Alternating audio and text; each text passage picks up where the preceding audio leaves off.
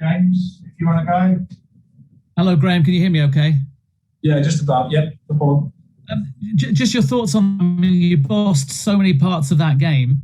A performance to build on, but disappointment not to get something from it? Yeah, I think we have to take the positives of lots of things in the performance, not everything, of course. I thought first half we were really good, carried a threat when we had the opportunity down the ball and defended well, mixed it up between defending high and defending low when we had to, because Manchester United have got some quality, of course. They drive you back, but not really creating too many chances. Second half, I thought we missed a few opportunities to attack ourselves and got driven back a little bit more than we would like. Again, when the home team's 1-0 down and they've got the quality that they have, you expect that to a certain extent. But without creating too many chances, a couple of shots of distance, but nothing too much. Big moment with the penalty with Danny that wasn't given. But in the end, it's a couple of moments of quality also for Manchester United that turned the game. I didn't think there was that much in it. Maybe a point would have been right, but yeah, that's life. You mentioned the penalty. It wasn't given by VAR. Were you surprised it wasn't given? I was a little surprised it wasn't given live because it felt like a penalty. And when I watched it back, I think it looks like a penalty. And then when you see it, you can see that once it doesn't get given, you can understand why VAR don't overrule it. I think if it needed to give it, I don't think VAR will overrule it. So it's what it is. And another big moment in the career of Danny Welbeck. That would have been a special goal for him, although I know he would have wanted it to be a winner rather than a consolation in the end. Yeah.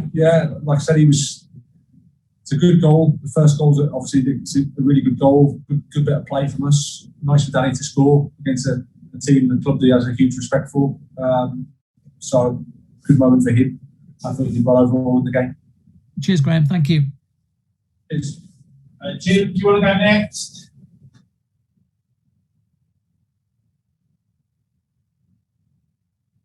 Jim Conlon, do you want to go next?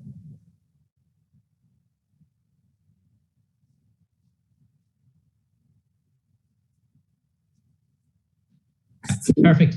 We have you there. Graham, I suppose there were spells in that game where Brighton had an awful lot of periods of dominance in the first half as well. You played some really good football, and I suppose at 1-0, if you had got the second goal, I suppose it would have given you that bit of comfort, that bit of an extra lead at the stages when you were on top of the game.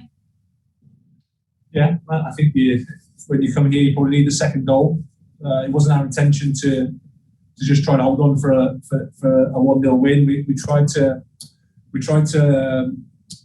carry a threat, but credit to Manchester United, they drove us back a bit more than we would like, I think, second half. And we missed a few opportunities to attack ourselves and maybe weren't quite as good as we were in the first half. And again, Manchester United have some quality in there, a lot of quality in their team, so they can cause you problems. You're always on the stretch a little bit, but overall, in terms of real goal chances, I didn't feel there was too many in the game. But the second goal, of course, would have made things better for us. And I suppose, Graham, you mentioned Man United, they came on strong in the second half as well.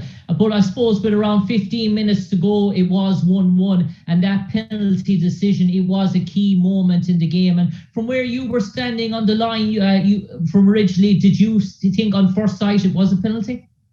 Yeah, that was my instinct live. But these things happen. It's football. It's, as I said, you come here to a fantastic football club and some wonderful players. They're pushing for the Champions League, the second best team in the league, essentially. So you have to have everything go your way. And okay, it doesn't. But as I said, we have to look at ourselves and how can we do a little bit better in the second half, and also credit the opposition when they have some good quality and can do something with the goals. And I suppose lastly for me, Graham, in terms of your position in the table, I suppose you can take some credit in terms of the performances against Newcastle. You got a result, and obviously you didn't get the result there tonight, but there's elements of that game, there's an awful lot to build on going into next run of important games for Brighton. Yeah, absolutely. Performance-wise, a lot of positives, a lot to take forward. we're very disappointed because we haven't got anything from the game, and that's what we're here for. But we have to focus on the things we've done well and try and improve as well. Simon? Hi, Graham. Just in terms of Danny Welbeck, he's obviously had a lot of injuries over the last few years. What kind of a positive influence can he be on your team if he's fully fit and performing as he can? Well, he's you can see his quality. It's there. Absolutely, he's a really important player for us on and off the pitch. Brings an experience, a calmness, a real integrity as a person. Everyone likes him here at the club, and the way he goes about his work is really, really impressive. And then he can score goals. He can play in different positions across the front line. Links play well, threatens him behind the back line. So, as I said before, he's a really important player for us.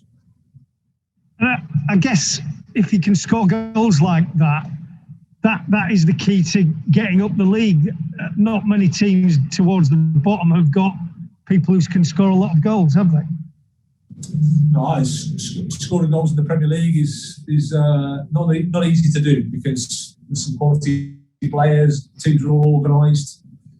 But it's an area where we want to try and improve. But as I've said before, our performances in terms of creating chances, in terms of having opportunities at goal, has been quite good. Just that little bit of perseverance we need to do and to keep trying to improve. Because, like you say, if we can take that next step, that's how you get more points. Thank you. Richie? Hi, Graham. Sorry about the result. Hi. I just want to ask, Ben White said that Rashford made him look like an idiot when they played at the Amex last September. I thought today he was fantastic. He made some really, really important tackles. He drove out from the back, showed really good technical ability. How good do you think he was today, and was he extra motivated against Rashford? Well, I think Ben's been a little bit harsh on himself, to be honest. It was one action, I think, for the second goal where he just caught a little bit in between and rest defence, and then Rashford is with big space. It's really, really dangerous. He's one of the best players in the world at that, attacking big areas. So I thought Ben did really well in the game at home, and I think he did really well today.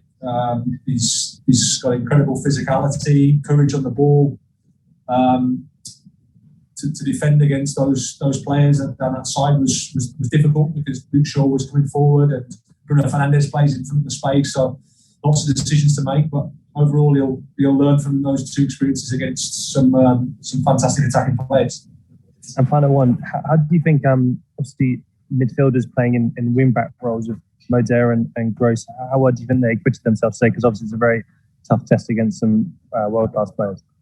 No, they did really well. Like I said, we've essentially got three defenders. We've played the last 2.5 games with three defenders. So the way the guys have managed that's really, really good. Pascal Jakob did it well. Like I said, in terms of goal chances, there wasn't too many, I didn't think. So that tells you there's a team we did okay, but not well enough against a top quality team.